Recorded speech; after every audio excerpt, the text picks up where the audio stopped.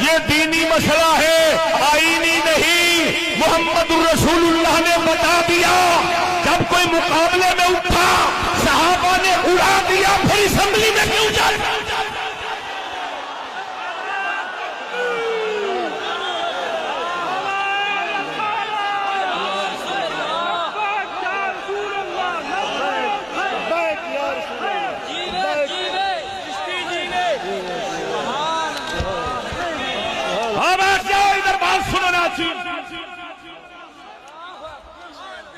अगर असेंबली हो सड़क बनाने के लिए हो, अगर असेंबली हो गटर बनाने के लिए हो, अगर असेंबली हो बिजली लगाने के लिए हो, वो असेंबली का क्या काम है मोहम्मद की शरीयत पे वोटिंग करना?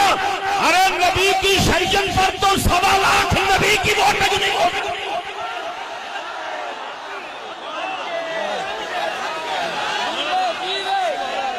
सियाने आंदे ने अन्नी रोले दे कुत्ती